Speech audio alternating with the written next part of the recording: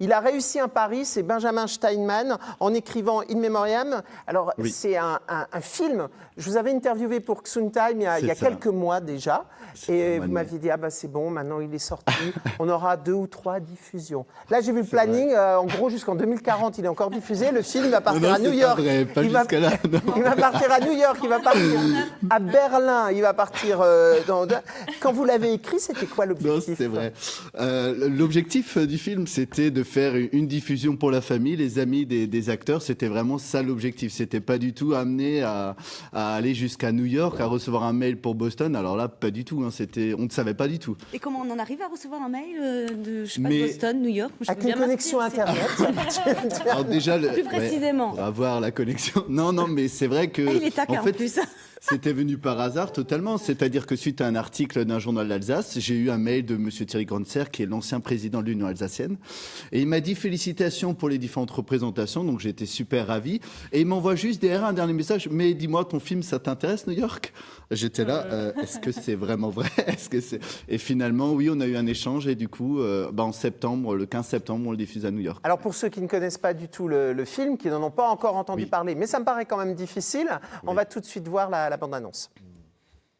Wir sind Franzosen geworden, nicht Deutsch, nicht wieder Franzosen. Sind uns mit Gewalt ans Dritte Reich kennt.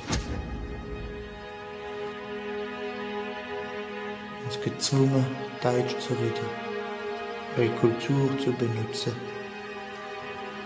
Wenn uns noch dann wollen, Frankreich vergasst, dann weiß ich auch nicht.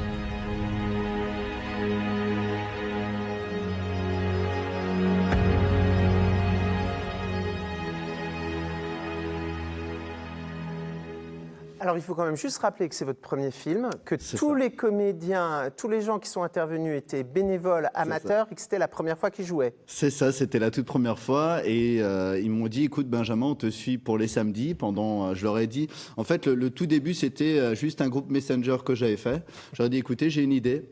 J'ai un texte que j'ai écrit depuis que j'étais adolescent. J'ai absolument envie de le faire. Et ces gars-là, ils ont tout de suite dit oui, on te suit. Alors qu'ils ne savaient pas du tout dans quoi on allait se lancer. Mais juste par amitié, ils m'ont dit on te suit, pas de problème. Alors, quand on est adolescent, généralement, on rêve, je sais pas, d'aller voir un truc de Formule 1, aller à un défilé de mode, aller à New York. Pourquoi arriver des malgré nous? Non, mais c'est vrai parce que, en fait, c'est vrai que j'ai fait beaucoup de lectures dessus.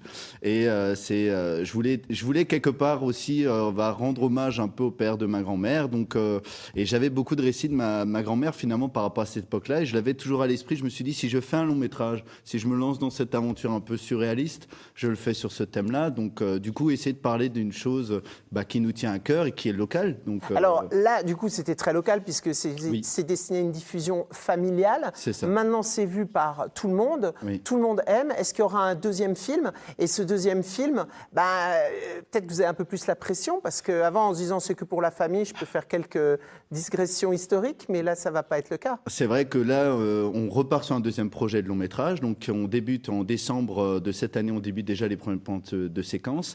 Et c'est vrai qu'il y a une petite pression, mais il y a surtout un soutien régional derrière. Donc, c'est vrai que si le premier marche, le deuxième également doit être très bon derrière. Mais on le refait avec le même système que le premier, c'est-à-dire des bénévoles, des associations.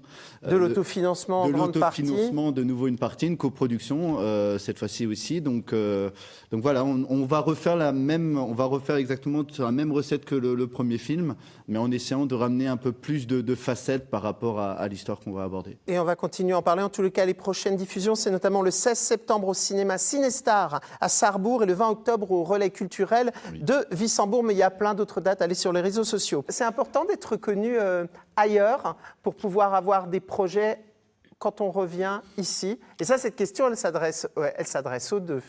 Moi, je pense que c'est un peu indispensable pour avoir plus de relations, donc plus de contacts. Donc, essayer de le proposer un peu partout. Finalement, c'est un contact à New York qui peut amener un autre contact ailleurs. Donc, financièrement, par exemple, pour monter un film, c'est très difficile. Vous êtes très jeune, c'est votre premier film. Vous allez voir un producteur, vous dites « je vais monter un film ». J'en ai jamais écrit, j'en ai jamais réalisé. Les comédiens n'ont jamais joué dans un film. Et en plus, c'est une grande fresque militaire. Ça m'est arrivé en plus. Hein. J'ai été confronté face à un producteur et il m'a dit « on ne te connaît pas ». Donc, ces gentil d'être venu. En tout cas, il m'a remercié, mais il m'a dit c'est pas possible. Mais je comprends pourquoi. Et du coup, maintenant, avec ce film-là, c'est plus simple, les portes s'ouvrent et le fait qu'il Oui. il soit diffusé un peu partout. Bah oui, du coup, le premier, c'était un peu le CV un peu dans ce milieu-là. Donc, du coup, ça m'a permis d'être confronté à des producteurs, à des gens qui sont intéressés